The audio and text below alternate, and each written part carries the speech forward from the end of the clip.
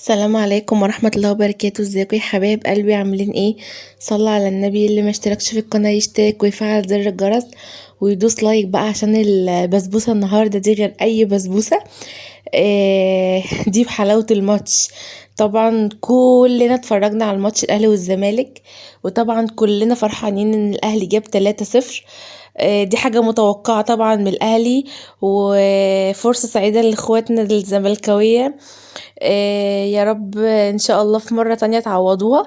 البسبوسة دي بقى انا كنت بعملها بحماس قوي قوي قوي، لاني كنت مبسوطة جدا.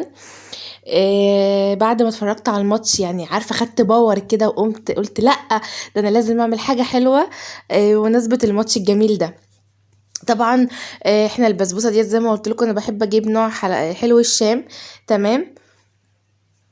وبعد كده رحت، عشان كده انا ما جبتش من اول الفيديو، عشان ما كانش في دماغي والله خالص ان انا اصور. المهم، جبت حتة سمنة بلدي، وجبت يعني معلقة بيكنج باودر.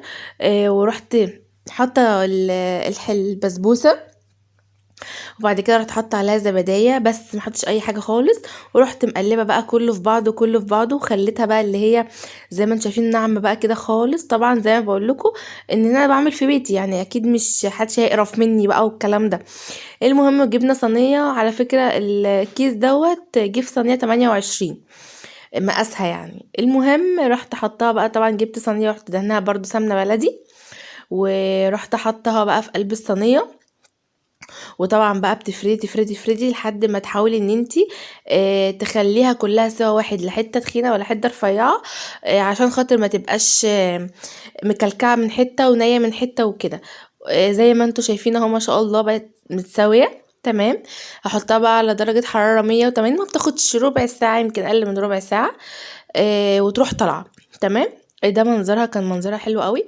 طبعا احنا الشربات بتاعنا، انا بعمل ايه في الشربات؟ بحط كوبايتين سكر ونص كوبايتين ميه، معلش انا اسفه، ونص كوبايه سكر، او كوبايه الا ربع سكر، واروح حطاهم على النار لحد ما يغلوا. وبعد كده اروح جايبه ليمونيه وعصراها وحطاها في قلبها، وبعد كده اسيبها تغلي معاها شويه، وبعد كده اروح حاطه عليها ذره فانيليا.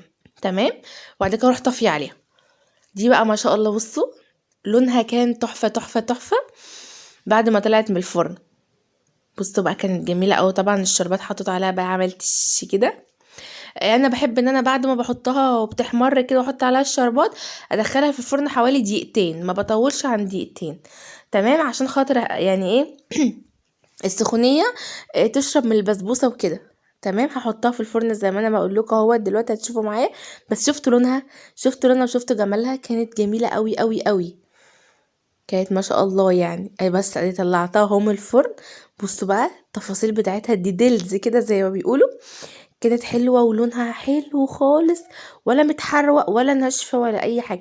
هتقولي لي بتحطي بيكنج باودر ليه؟ ما هي فيها، انا بحب احط فيها كده عشان بحس ان هي بتبقى مش مكتومه كده، ويعني فيها سنه هشاشان حلو، ما تبقاش مكتومه بقى وجابسه معاكي والكلام ده.